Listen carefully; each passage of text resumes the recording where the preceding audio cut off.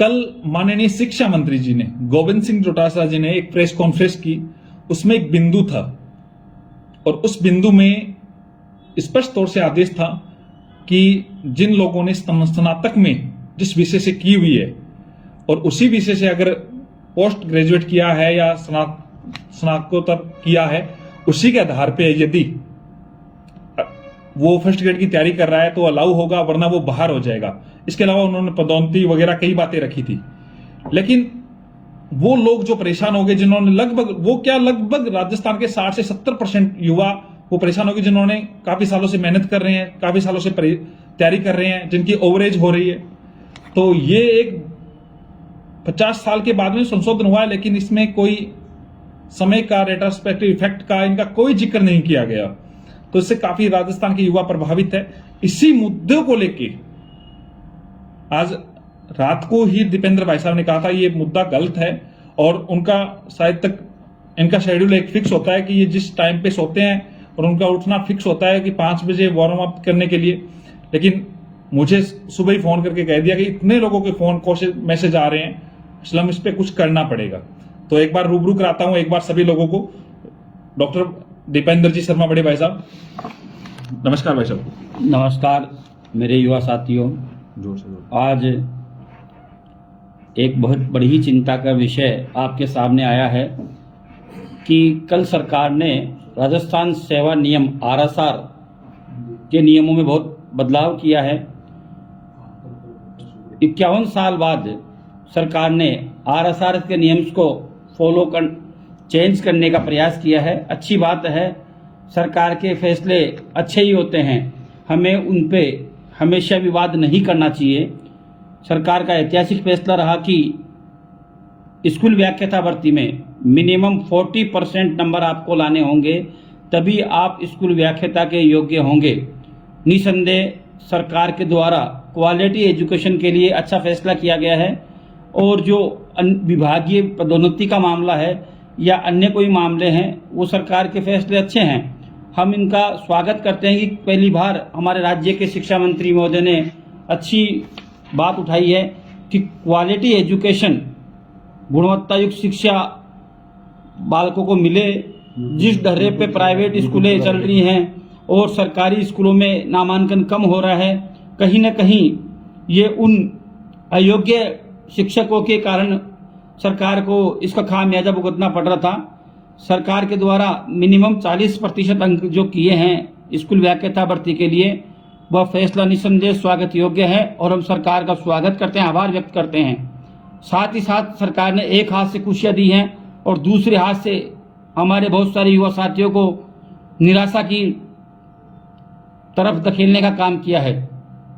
रात को जब ये नियम पढ़े जा रहे थे, तब नियम नंबर 7 में यह स्पष्ट किया गया कि जो विद्यार्थी UG और PG में जिसका समान विषय होगा, उसी को पदोन्नति और खुली प्रतियोगिता में अनुमति मिलेगी स्कूल व्याख्याता बनने के लिए। मैं माननीय शिक्षा मंत्री जी और हमारे यशस्वी मुख्यमंत्री जी से भी निवेदन करना चाहूँगा और तमाम राजस्थान के युवाओं को भी मैं कहना चाहूँगा कि आप इस नियम की पुनर्समीक्षा करवाएं, क्योंकि जो बच्चा अपना PG कर चुका है, वापस PG किस प्रकार करेगा ये समझ के बाहर है। किसी की उम्र 36 हो गई, किसी की 38 हो गई, कोई 39 के पड़ाव पे पहुंच गया है और अपनी आयु सीमा के कारण अभी वो वंचित नहीं हो पाए, तो आप उसके रोजगार के अधिकार को छीन नहीं सकते। पिछले 1 सप्ताह से सरकार लगातार युवाओं को रोजगार देने के लिए प्रेरित हो रही है, युवाओं के सपनों को साकार करने के लिए सफल प्रयास कर रही है। चाहे 2016 SLP का मामला हो, 2016 अंग्रेजी की SLP लेकर आपने 826 परिवारों को खुशी देने का काम किया है। माननीय डोटासरा जी ने आश्वस्त किया है कि विज्ञान गणित के पदों को भी भरेंगे और इस संबंध में कल विशिष्ट सचिव आरती डोगरा मैडम जी से भी निवेदन मैंने किया था। उन्होंने कहा है कि अधिकतम पदों को भरने का हम प्रयास करेंगे, इसलिए चिंता की कोई बात नहीं। जब सरकार इस तरह के अच्छे काम कर रही है तो ये विवादास्पद नियम पता नहीं कहां से आ गया, जो युवाओं और सरकार के बीच एक संवादहीनता का काम करने का काम कर रहा है।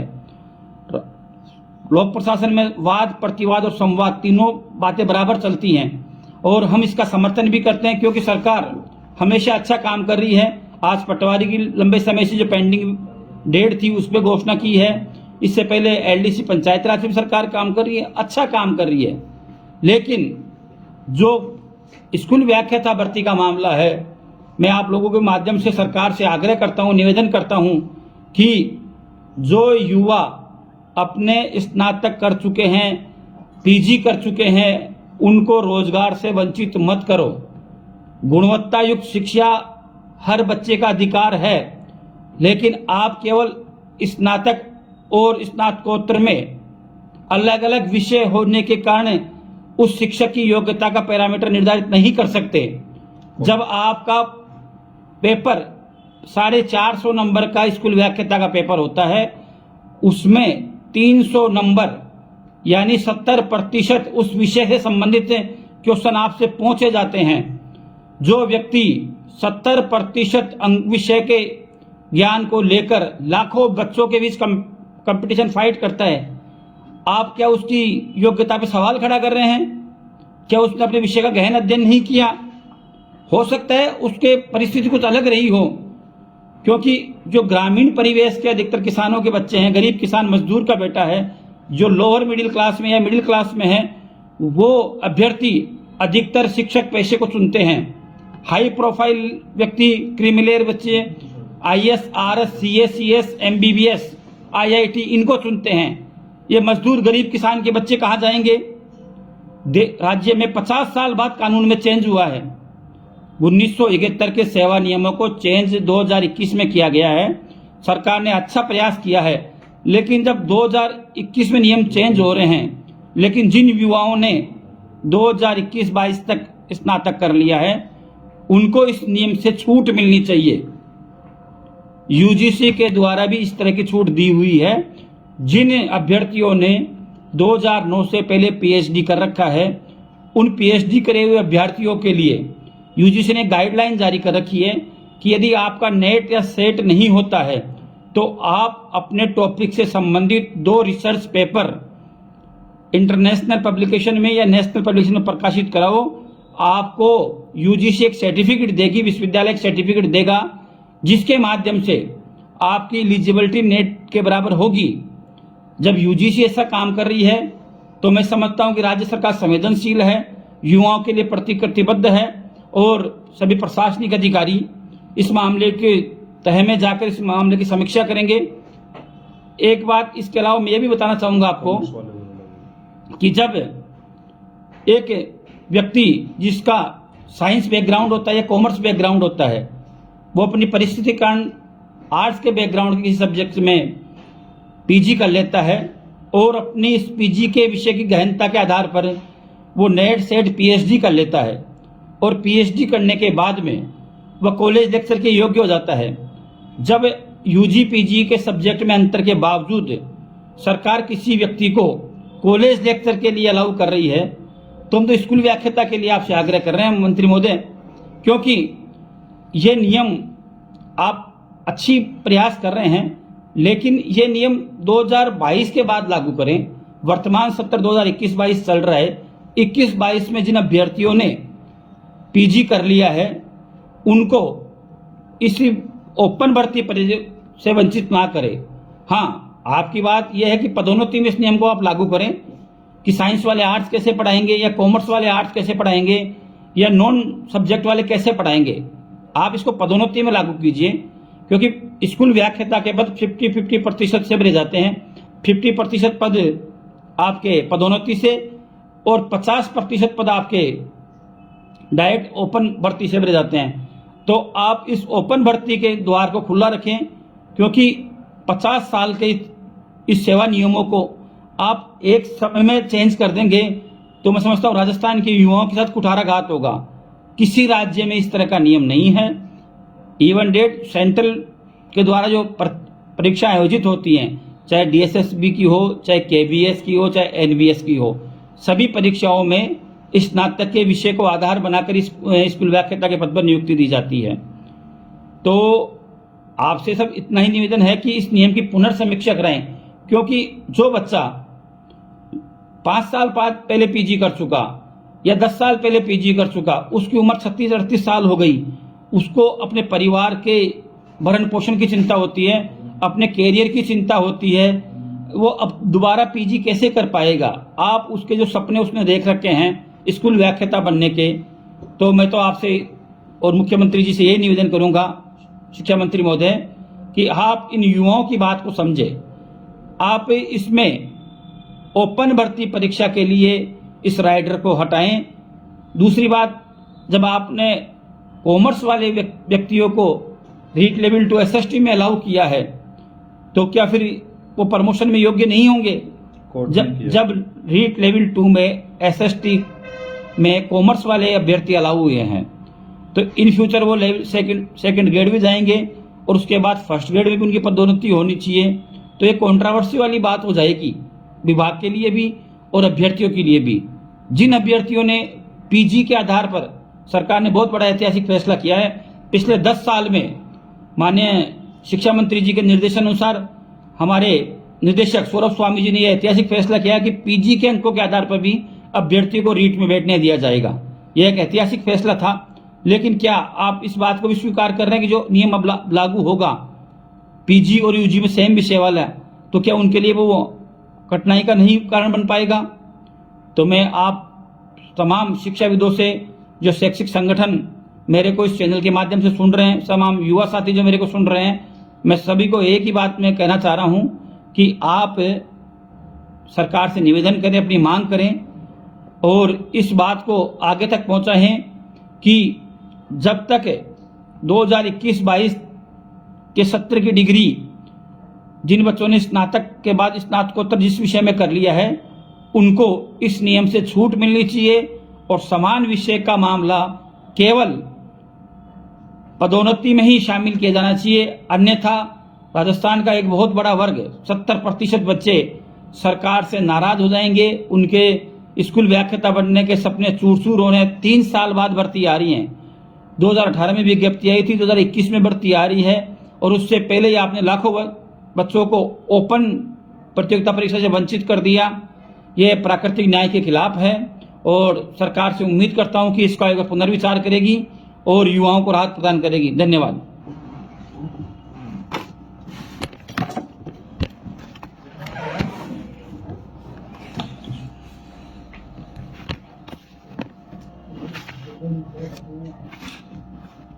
बड़े भाई साहब डॉक्टर दीपेंद्र जी को आप सुन रहे थे। अब जो तमाम मुद्दे और है उन पे मैं आप लोगों से विचार करूंगा, लेकिन ये जो मुद्दा भी बता रहे थे, जो ग्रेजुएशन में सब्जेक्ट है उसके बाद में पीजी में नहीं है। बहुत सारे युवा ऐसे होते हैं जिनको ज्ञान नहीं होता है, जो 12th में सब्जेक्ट ले लेते हैं अपने परिवार वालों के हिसाब से, घर परिवार वालों के हिसाब से या अन्यों के हिसाब से, और फिर उन्होंने क्या कर दिया कि स्नातक भी उसी आधार पे कर लेते हैं। बाद में उनकी इच्छा होती है, इच्छा शक्ति होती है कि मुझे कुछ अलग करना है, ये करना है, तो उसी आधार पे वो क्या करते हैं, उन चीजों को इंप्लीमेंट करते हैं। आप जितने भी युवा साथी इस बात को समझे, इस रूल्स को पूर्व तिथि प्रभाव से लागू नहीं करवाया जा सकता। यदि जहां तक मेरा मत है, सरकार इस बात को समझेगी, क्योंकि राजस्थान के लगभग वो युवा प्रभावित हो रहे हैं जिन लोगों ने पूरी आस लगा के बैठे थे, जिनकी एज पूरी होने को आ रही है, जो तैयारी कर रहे थे 2-2 3-3 साल से, उनको रात से झटका लगा है। लेकिन ये झटका नहीं लगने देंगे। आप अगर YouTube पे मुझे सुन रहे हैं तो इसका हम ग्रुप बना रहे हैं, YouTube पे आपको डिस्क्रिप्शन में लिंक मिल जाएगा। अगर आप मुझे Facebook पे सुन रहे हैं तो आपको ऊपर ग्रुप का लिंक मिल रहा है टेलीग्राम का, आप उससे जुड़े। यूजी पीजी हम एक समान के आधार पर रखेंगे। और दूसरी बात, जो संविधान निर्माता जी है भीमराव जी अंबेडकर, क्या उनके विचारों को नहीं मानती ये सरकार? भीमराव जी अंबेडकर 9 विषयों से पीजी थे। डोटासरा जी के हिसाब से या माननीय शिक्षा मंत्री जी के हिसाब से अंबेडकर जी को तो फिर से स्नातक 3-4 बार करनी चाहिए, फिर स्नातक भी वापस जाके करे। दूसरी बात, राजस्थान में कितने युवा है जिन्होंने एमबीबीएस किया है? राजस्थान में कितने युवा है जिन्होंने बीटेक किया है? वो प्रशासनिक जॉब में जाते हैं, फिर उनका आधार ही नहीं रहेगा। ये कंपटीशन का जमाना है। यहां पे बंदा कोई ऐसे वैसे पेपर लेके नहीं पूछता है, यहां पे कंपटीशन फाइट करके पूछता है। वो 300 अंक उस सब्जेक्ट में लेके आता है। जब वो पीजी करता है तो कुछ योग्यता होती है तब करता है। पीजी करने के पश्चात वो नेट करता है, सेट करता है, नेट सेट करके जेआरएफ करता है या नेट करता है, पीएचडी करता है। वो ऐसे ऐसे थोड़ी करता है, बातों में थोड़ी करता है। आपको कोई आके पप्पू कह देता है सर ये ऐसे हो गया, एडिशनल वाले ये मैटर आ गया। एडिशनल भी ध्यान करे, एडिशनल एक डिग्री है जिसको कोई भी, हालांकि राजस्थान जो कोर्ट ने जो चैलेंज किया था, राजस्थान कोर्ट में जिस प्रकार से उसकी व्याख्या नहीं कर पाए, चाहे एडवोकेट की कमी माने या उनकी टीम की कमी माने, एडिशनल 1 साल की डिग्री नहीं है, 3 साल ग्रेजुएट करने के पश्चात चौथे साल में होती है। आप शिक्षा में सुधार ला रहे हैं, लेकिन आप शिक्षा को पजल कर रहे हैं। या तो इस नियम को रेट्रोस्पेक्टिव इफेक्ट के तहत, या यूजीसी इसके रूल्स को चैलेंज करे, यूजीसी भी इसको बदले, कुछ नहीं होना है तो यूजीसी बदले। लेकिन ये हर हाल में किसी भी युवा साथियों के साथ अन्याय नहीं होगा, नहीं होने देंगे। इंटर्नशिप के मैसेज पढ़ रहा हूं दोस्तों, मैं बोलूंगा इंटर्नशिप वाले पे बोलूंगा, 2016 पे बोलूंगा, मैंने बोला है ना बहुत सारी बातों बोलूंगा। तब तक आप सभी ग्रुपों में भेज दे इस मैसेज को मेरे।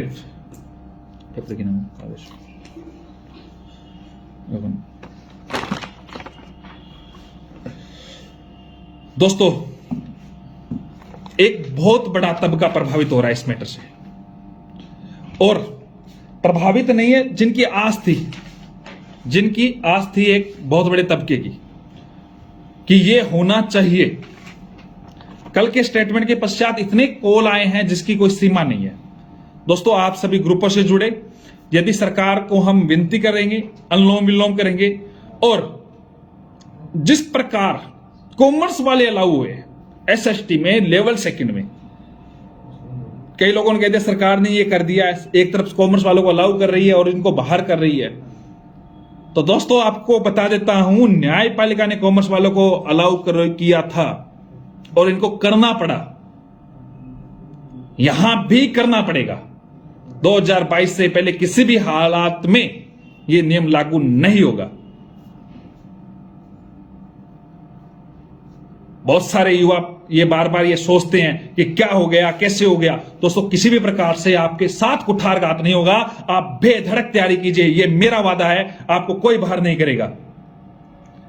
सरकार कि ये कैबिनेट का फैसला है, अभी नियम आएगा और मैं आपको कहता हूं या तो सरकार 101% ये नियम निकाल के आएगी, क्योंकि हमारा बात उनके पास पहुंच रही है और हम पहुंचा देंगे। दूसरी बात कि नियम ये निकल के आएगा कि 2022 से पहले, आगे की बाद में देखी जाएगी, जितने भी युवा है, जिस प्रकार नेट में हुआ था 2009 से पहले का इनका सबका, 2022 से पहले जिन लोगों ने डिग्री कर ली है वो बाहर नहीं होंगे। दोस्तों, तैयारी करें, आपको कोर्ट से अलाउ कराएंगे अगर ये बात करेंगे तो। राजस्थान के तमाम युवा साथी, देखो कई लोगों को लगता है कि ये देखो पदोन्नति में जो हो रहा है वो चीजें खत्म करे, उसका कोई मैटर नहीं है, हम नहीं बोल रहे हैं उस चीज को लेके, लेकिन ये अलाउ होने चाहिए और होंगे।